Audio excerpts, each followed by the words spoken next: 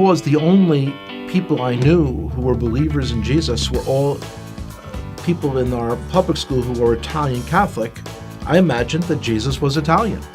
And so the understanding that he's actually Jewish was a shock. And then to hear that the New Testament was written by Jews, I couldn't believe it. My expectation was that the New Testament was like my grandparents had told me. It was a book on how to persecute the Jews. That's what I was expecting to see.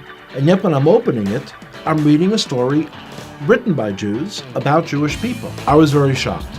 And as I continued to read, I'm reading the story of a Jewish man who was born in a Jewish village, in a Jewish country, and one day walks into a synagogue and announces that he is the Messiah. This conversation between Christians and Jews occurred many times in history, and there's one such conversation that took place roughly a century ago between a rabbi and an Orthodox priest. The priest asked the rabbi, "Isn't it true that if we go back, there were many illustrious rabbis who believed that this Bar Kokhba was in fact the Messiah? So isn't it clear that the rabbis can't be depended on to decide who's the Messiah, who's not? They were clearly wrong about Bar Kokhba." And the rabbi turned to the priest and said, "Well, tell me, how do you know that Bar Kokhba was not the Messiah?"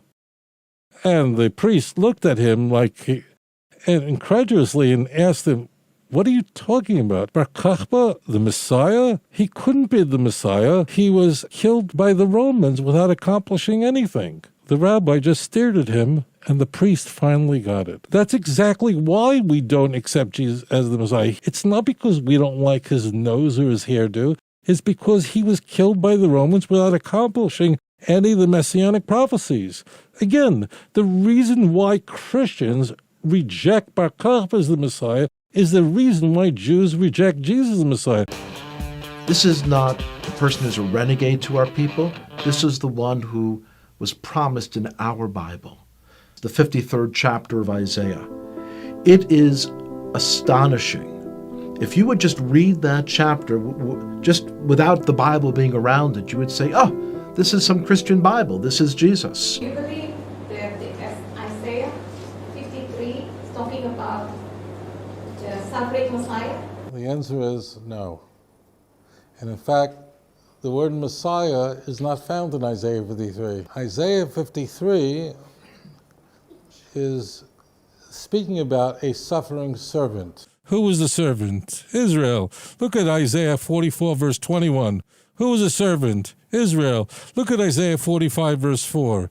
Israel. You can use any Bible you want to. Isaiah 48, verse 20. All the chapters that introduce these passages in Isaiah 53 have informed us that Isaiah 53, which is the fourth of these four servant songs, is speaking about the nation of Israel. Isaiah did not mean to be puzzling, but if you have not read the chapters that introduce it, you can imagine you might be in a lot of trouble. This is why you could take a Christian, good person, smart, and a Jew, good person, smart, and they both look at Isaiah 53 and they come to two different conclusions. The Christian says it's talking about the Messiah Jesus, and the Jew is going, no, it's talking about Israel. What's the difference? Is the Jew smarter? No, there's only one difference, and that is, when a Jew reads Isaiah, he starts from the beginning of Isaiah, and he goes all through. So if you're reading 41, 42, 43, 44, 45, what we did here, when you come to 52, and it says, my servant, you know exactly who it's talking about. Why? Because you read all the chapters that introduce it. Christians, they love God with all their heart. They would willing to die for their religion. Not all, but many. How could they make this mistake? The reason is they're taught these chapters and passages completely out of context. So they know Isaiah 53 by heart. They know Daniel 9 backwards and forwards. They know Micah 2 like this. What does it say in Micah, not Micah 5:2, what does it say in Micah 4:2? They don't know. You could take any book that has 66 chapters, try it, and go right to the 53rd chapter and ignore the first 52, you're not going to know what the book is talking about. If you read the Bible around the chapter, you realize this is not Jesus. The more I read the words of Jesus, the more I became attracted to him. It was as beautiful as anything I had ever read in any other part of the Bible. The author of the Gospel of Mark could have used Old Testament mimesis or imitation to create a narrative. Now, some Christians will push back hard against this, but smart Christians won't push back on this. And here's the reason why. Because, well, for example, let's look at Mike Winger. He has a channel where he has a series on finding Jesus in the Old Testament. And it's pretty powerful stuff. And so if you push back on Old Testament mimesis, what you're really doing is you're pushing back on Christians like Mike Winger, who says that you can find Jesus in the Old Testament. And I agree with Mike. But I would say, a guy like me would say, that you could also find Moses in the New Testament. You can find Elijah in the New Testament. You can find Elisha in the New Testament. And this is called Old Testament mimesis, where an author could have written fiction by using themes, ideas, narratives found in the Old Testament. Now, this is where guys like me will hear people screaming at me, Doug, you just have these stupid presuppositions against miracles. Stop it. Just stop it already. Why can't you just open your mind and be open to the idea that God is real and God does miracles and he fulfills prophecy?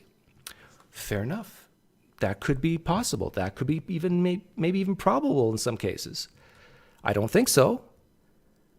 Now, why would a guy like me give Gospels, the Gospels, the benefit of the doubt when it comes to fulfilling prophecies, when there's an explanation that in any other case, the Christians would agree with me?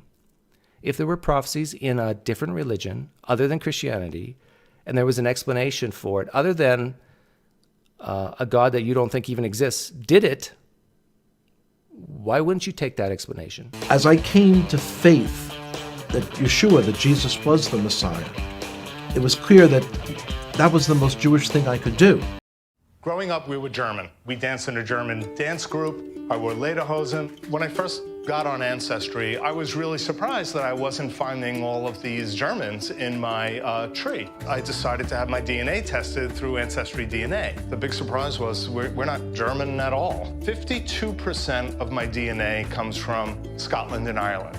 So I traded in my lederhosen for a kilt. And I'm thinking, this is crazy that someone thinks that they can force their culture on God. It seemed to me that if there was a God out there who could be known, he should be able to be recognized no matter where I face, no matter how I'm dressed, because he's God.